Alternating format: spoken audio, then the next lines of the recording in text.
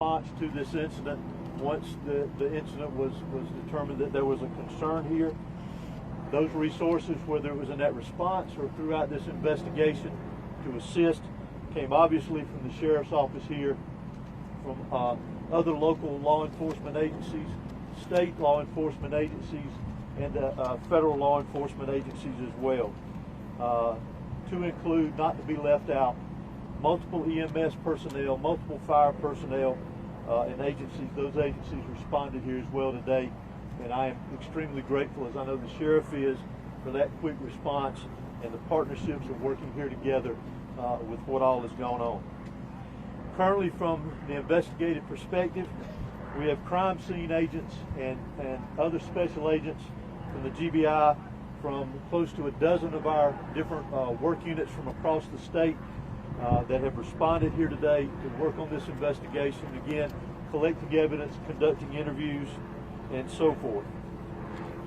I do want to pass this along, that if anyone has any information that wants to be passed on concerning this investigation, that they can do that anonymously at our tip line at 1-800-597-TIPS or 1-800-597-8477.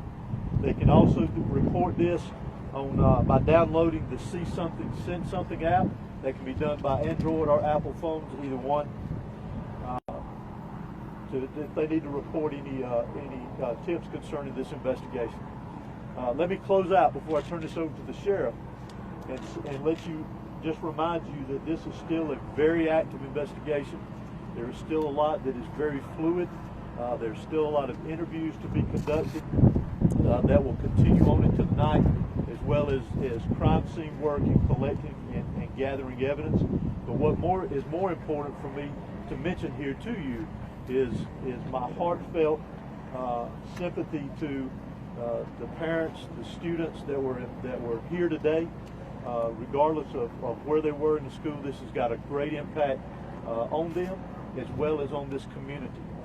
My thoughts and prayers, along with everybody standing behind me and every law enforcement agency in this state, and many I will tell you around this country, they are in our thoughts and prayers, and we will continue with that. We ask for your patience as we continue through this, and we'll continue to try to give you as many updates with information as we can to keep you informed. But thank you for being here. I'm now going to turn it over to Bexar County Sheriff Judge Smith. Thank you. Director, would you spell your name, please? H-O-S-E-Y. Thank you. Good afternoon. I'm Sheriff Judge Smith at the Bexar County Sheriff's Office. I never imagined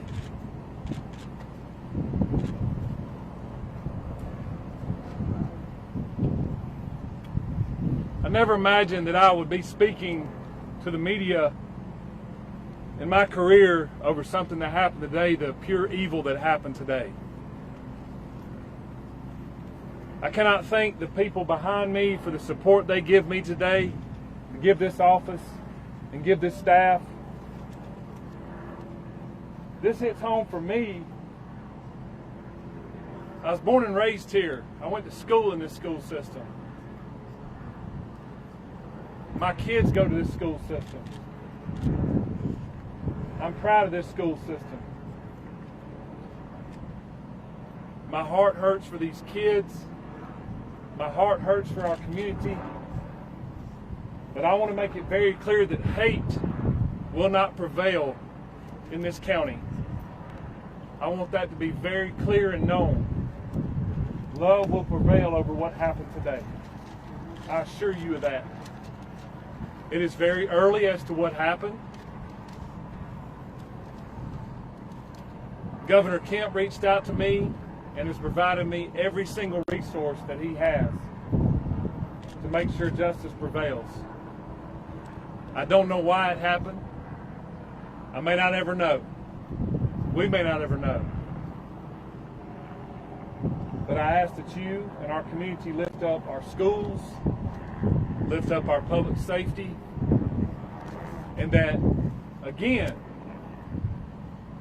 we do not let this hateful event prevail as to what happened today.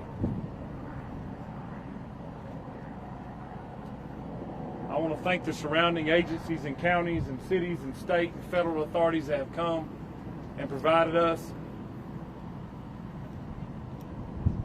because they prevented a lot of more tragic events from happening.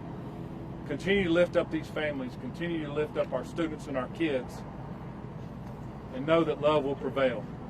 At this time, I'm going to ask Dr. LaDuff, our school superintendent, to come and speak on behalf of the school.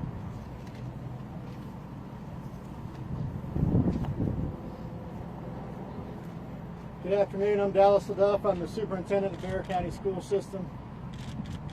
I want to thank the Bexar County Sheriff's Office and all of our law enforcement partners for their swift response today, along with that of our staff. I'd also like to thank our community for their response and patience as we work to reunify the students with their families here today and secure the rest of our school campuses. Our schools will be closed for the remainder of this week as we cooperate fully with law enforcement to get answers to the many questions that we all have about this incident here today. But as we are closed, our central offices will remain open, where we will have grief counseling available for our community every day this week and thereafter as we support each other through this terrible event.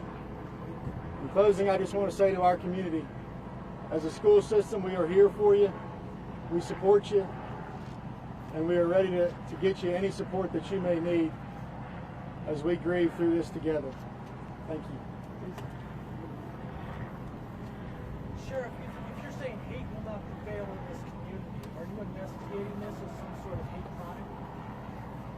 Well, shortly, if someone decides to take a firearm into a school where kids are given an education or entitled to an education and want to harm others, to me it's hateful. Sheriff, can you talk about the initial interaction between whoever was able to stop the shooter? Can you describe that to us? How did it go down? What exactly happened first? Obviously, the shooter was armed, and our school resource officer engaged him. And the shooter quickly realized that if he did not give up,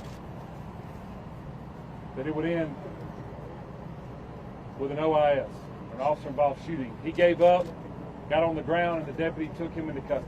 Sheriff, any idea how the weapon got inside the school? And was there any warning that this was going to happen? Not that I'm aware of. Again, very early, and we're still looking into that, whether or not, or how he obtained it and how he got it into the school. Any interaction at all with his parents or his family to learn more about what led up to these moments? We have.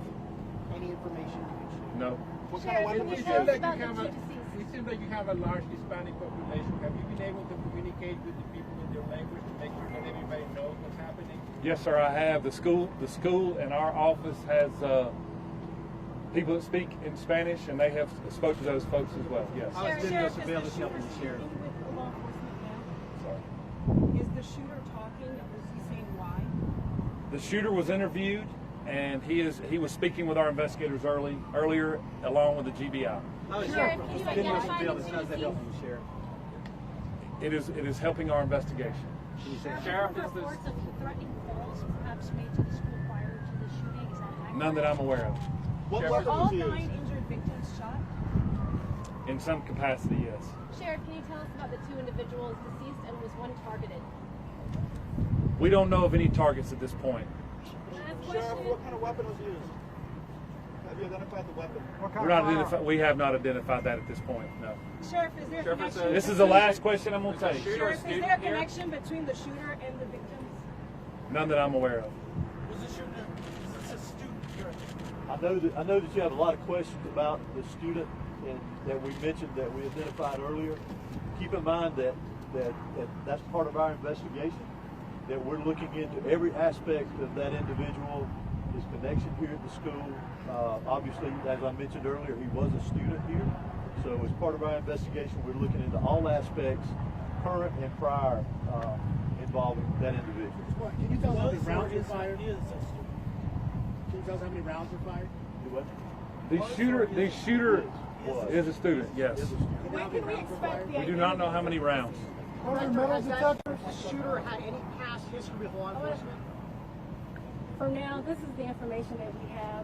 It is an active investigation. I assure you, we do plan to come back out here in a couple of hours. Please make sure you're following the GBIX page. That's where we're going to be putting the updates. If there's anything that's new, we'll make sure that we share that information. It's still very early. Investigators have a lot of work to do. We appreciate your patience. Do expect another in-person news conference out here in the next few hours. Monitor the X page, and we'll be sure to update you accordingly.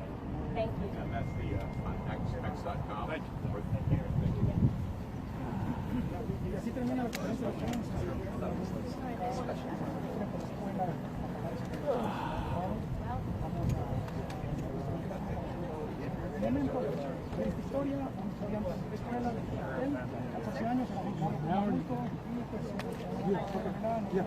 With all these people around here, you can tell Iris up, Iris down. It's just all night. I was not here since 1 o'clock. So it's like, no, I meant it was press conference. It's like, yeah. And all these people show up at the last minute. It's like,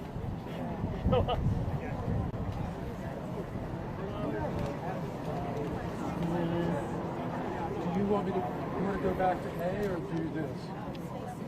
Okay.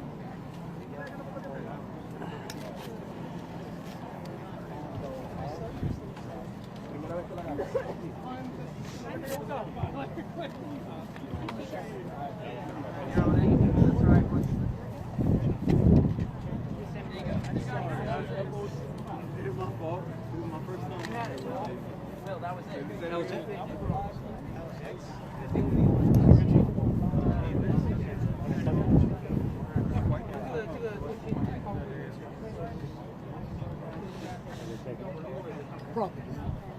Just getting ready. I called, but I don't hear anything right now. Maybe everyone's calling. Let me get you in the spot. Can you guys hear me? Or anybody break in? You can come closer. Yes. That's good right there.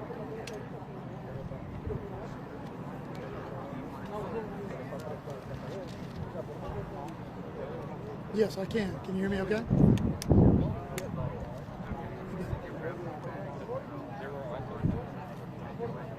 Okay. Sounds good.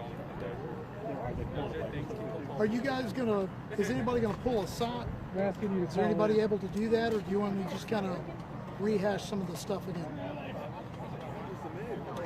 Okay.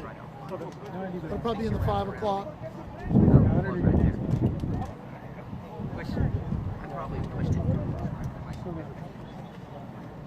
guys hear me?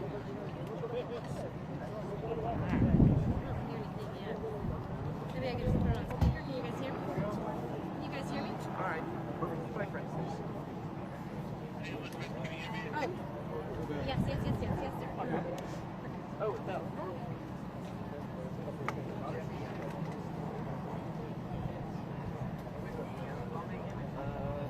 Slightly left. One more. One more, yes. Yep, good. Give me a level. Yes, sir. Oh, mic check. 1 2 1 2 1 2 1 2 3 4 5 5 4 3 2 1. Yes.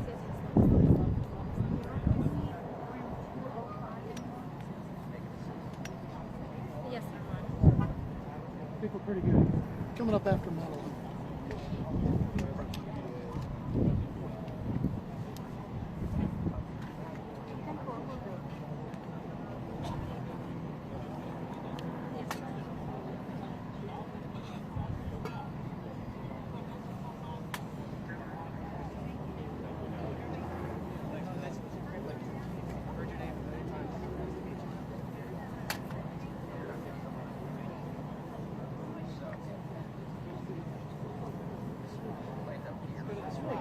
Class reunion.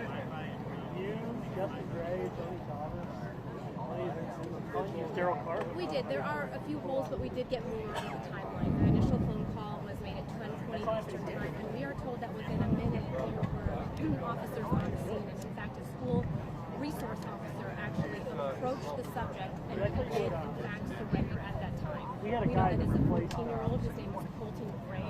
There are 2 students who passed away in this, and there are 2 teachers who passed away in this. At the end of the press conference, I had asked the sheriff if one of the victims was targeted by the 14-year-old. He declined to answer. He also declined to give the identification of the four deceased, and did go on to say that there are 9 who are still seeking medical attention, and they were shot some way or another, meaning that they weren't injured by shrapnel. One thing I thought was very striking about this panel, I'm not sure if you heard that, this is a 14-year-old man who was charged by the DA. There was one question at the end of it when charged as a hate crime, and the sheriff said, when you enter the school with a weapon, I consider that an act of hate. So again, a 14-year-old will be charged with murder, tried as an adult. 4 people died, 2 adults, 2 students, we do not know their names, 9 injured, and as we are told, officers arrived on scene within a minute of that distress call. One thing I also want to put to rest, if I may, is that there were reports that there was a warning phone call to the high school prior to the shooting. The sheriff did in fact deny those reports. Connell, back to you.